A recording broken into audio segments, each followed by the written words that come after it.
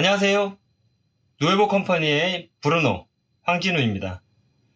자, 오늘은 카운티 캠핑카 관련해서 영상을 찍겠습니다.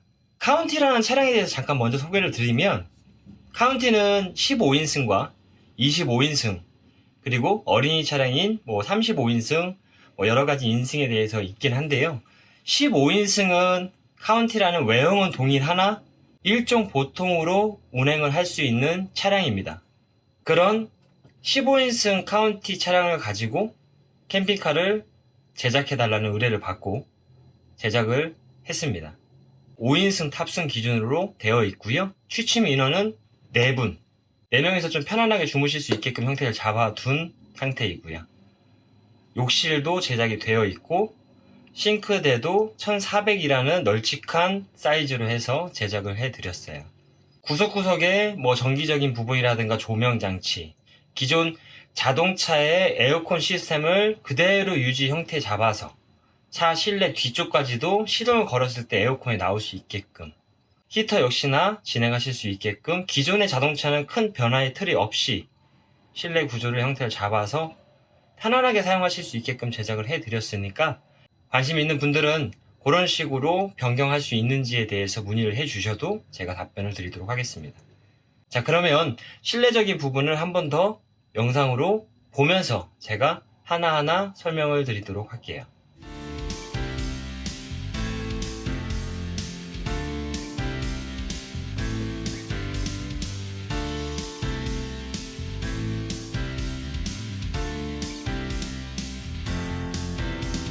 카운티 캠핑카 5인승으로 개조된 차량입니다. 운전석, 그리고 조수석 당연히 있는 거고요.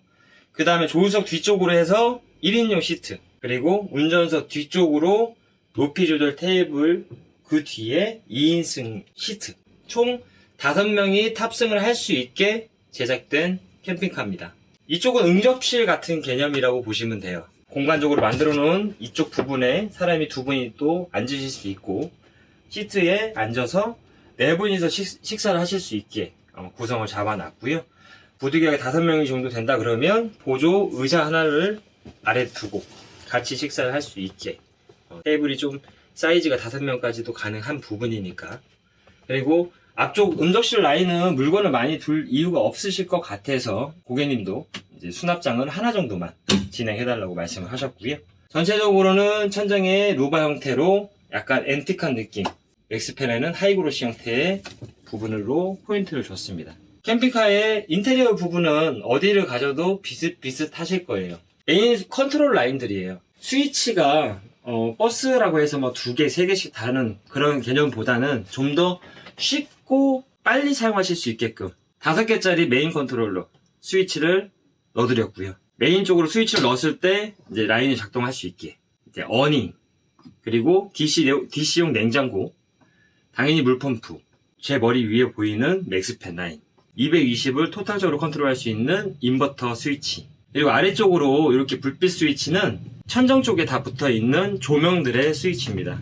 조명들을 한꺼번에 이렇게 잡아놓은 이유가 앞에서부터 뒤까지 단계별로 사용하실 수 있게, 누르시면은 맨 뒤쪽에 있는 침상 쪽, 누르시면은 싱크대, 거실, 욕실, 이런 식으로 순서대로 다 되어 있어요. 출고하실 때는 저희가 스티커로 붙여드리겠지만, 스티커가 없어도 한 번만 켜보시면 순차적으로 켜지는 걸 눈에 보기 때문에 편하게 사용하실 수 있을 겁니다.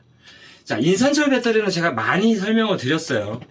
인산철 배터리만 넣어서 좋은 게 아닙니다. 인산철 배터리의 효율이라든가 아니면 사용할 수 있는 이런 기간들, 그런 것 때문에 인산철 배터리가 좋다라고 말씀을 드립니다만, 인산철 배터리를 넣었을 경우에는 당연히 적상계가 들어가야 된다. 적상계를 보는 이유가 지금 현재 얼마만큼의 배터리가 남아있는지, 내가 배터리를 얼마를 지금 쓰고 있는지, 이렇게 쓰게 되면 얼마만큼의 시간으로 내가 전기를 쓸 수 있는지를 육안으로 보고 판단하고, 그래서 충전을 해야 될지 이동을 해야 될지 여러 가지로 전기적인 양을 확인하실 수 있는 이 적상계라는 모니터가 있어야 된다라고 저는 감히 말씀을 드립니다. 가장 편한 시스템이다 라고 생각을 하는 부분이거든요. 앞쪽에 탑승하시는 부분과 응접실 라인 쪽을 소개를 드렸어요. 조금 더 뒤로 들어가서 이제는 싱크대와 욕실 쪽 라인을 좀 보여드리도록 하겠습니다.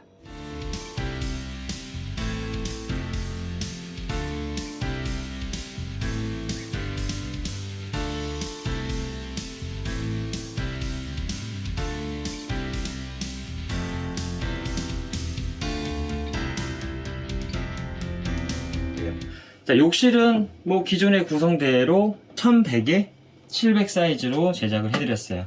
이쪽 공간은 에어컨 라인 파이프가 들어가기 때문에 공간적으로 형태를 잡아드렸고, 제가 들어갔을 때도 제 키가 114이기 때문에 보시면 간격도 그렇고요.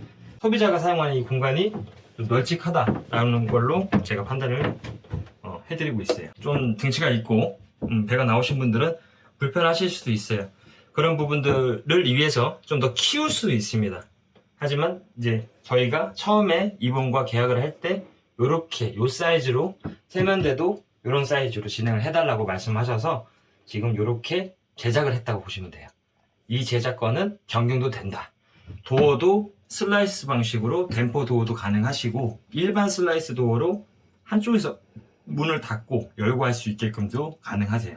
욕실은 당연히 물을 사용하는 곳이죠. 그러니까 물이 당연히 잘 나와야 되고 씻는 거에도 큰 문제가 없어야 됩니다. 지금 완벽하게 제작이 되어 있는 게 아니기 때문에 거울은 아직 저희가 부착을 하지 않았지만 이렇게 보시면 되고, 물은 지금 형태를 잡고 처음으로 뜨다 보니까 노란색 물이 나오지만 이렇게 저희가 테스트가 완료되고 차가 출고가 되면 물이 잘 나온다, 세상에도 문제가 없다라고 보시면 될 것 같습니다. 물은 잘 나요.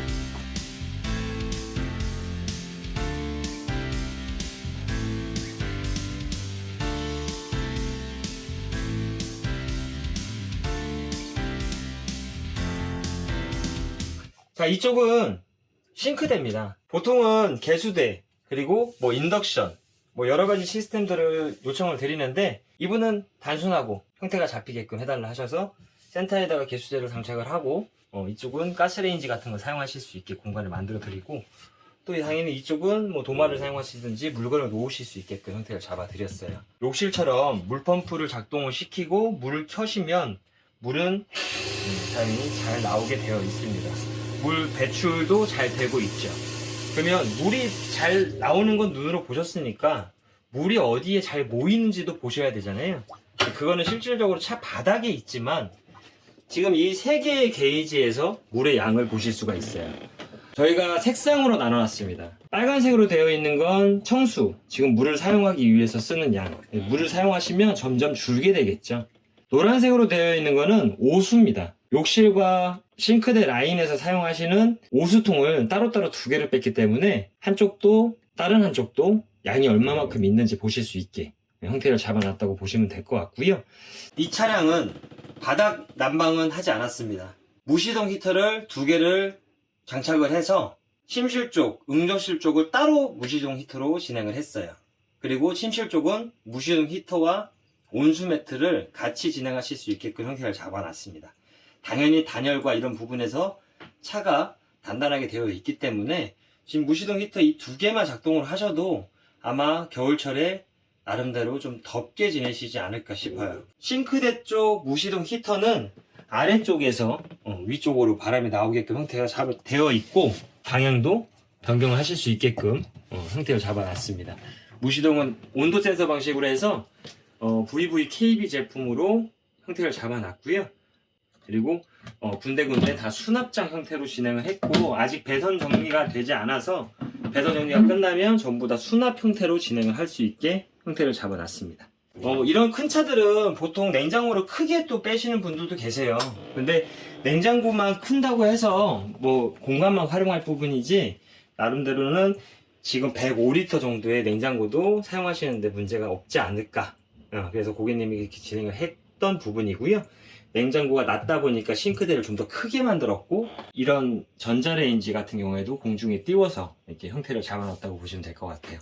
그리고 각종 이제 자재들, 이것저것 이제 음식을 하기 위해서나 어떤 물건들을 놓기 위해서 이제 수납장을 형태를 잡아 드렸습니다. 지금까지 설명드렸던 거는 음접실과 싱크대, 욕실 라인, 이 뒤로 보이시는 것들은 이제 주무실 때 사용하는 공간, 침실 공간입니다. 차가 큰 타입이다 보니까 공간들을 잘 나눠서 활용을 하시면 정말 큰, 정말 멋진 펜션과도 같은 그런 느낌이 드실 거예요.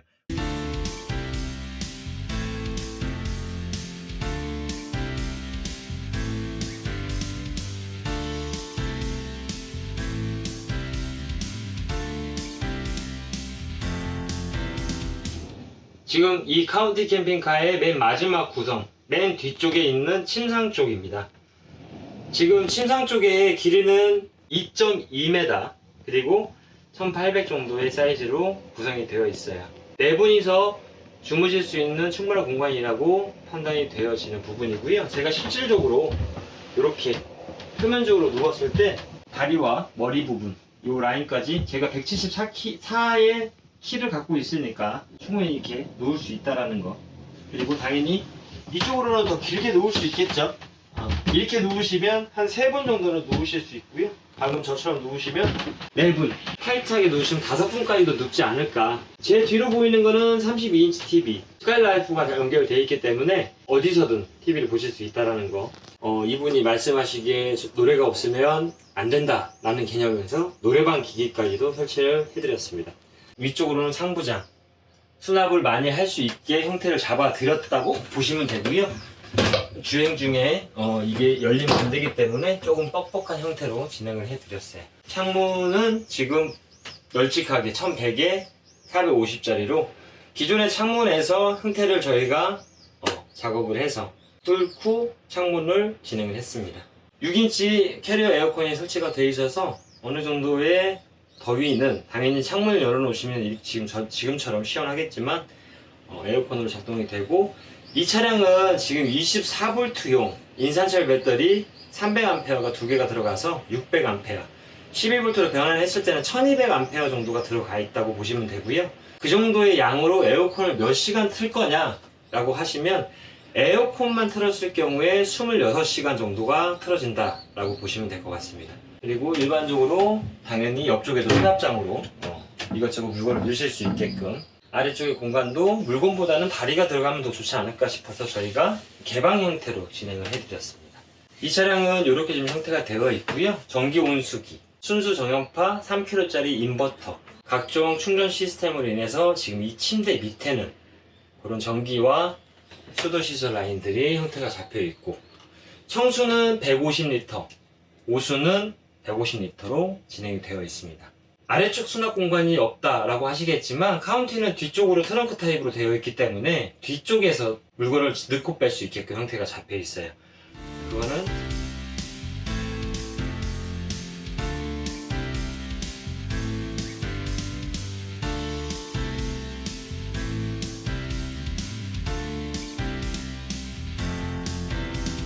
실내는 다 영상을 찍었고요. 실외, 근데 지금 이 카운티 캠핑카는 실외는 많이 건든 게 없습니다. 위쪽으로는 태양광 270W짜리 3장, 그리고 맥스팬, 스카이라이프가 전부 다입니다. 요쪽에 문을 닫고 차 옆면으로 보시면 외부 샤워기, 물 주입구, 220 외부 인입구, 요 3가지만 달려 있습니다.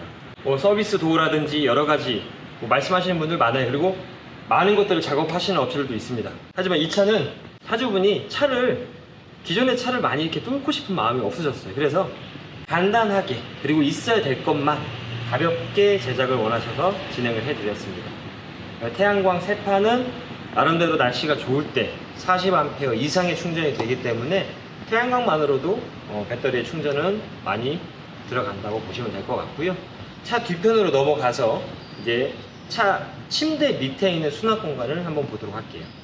뒤쪽에는 후방 감지 카메라 상시로 연결돼서 뒤쪽을 상시적으로 보실 수 있게끔 설치가 되어 있고, 카운티 같은 경우에는 뒤쪽에 이런 식으로 승용차처럼 트렁크 타입으로 문이 열리고, 그 뒤쪽은 당연히 물건을 적시할 수 있게끔 형태를 잡아드렸어요. 지금 보이시는 이 부분이 청수 탱크, 그리고 이쪽 부분은 이제 물건들을 넣으실 수 있게끔, 사이즈는 대략적으로 1600 정도의 사이즈가 되실 거고요. 물건을 넣고 빼는데 용이하게 형태를 잡아드렸습니다. 물론 이쪽 벽이나 청소통을 벗어나서 서비스 도어가 제작이 될 수도 있어요. 근데 서비스 도어를 원하지 않으셨던 분이시고, 그래서 장착을 하지 않았습니다. 차 옆면으로 바로 가보시면 운전석 옆쪽으로는 작업한 라인이 아무것도 없습니다. 자동차를 도색해서 다시 오셨고, 외곽에서 봤을 때는 크게 캠핑카처럼 이것저것 연결되지 않았으면 좋겠다라는 의견으로 저희가 제작을 해드렸던 부분입니다.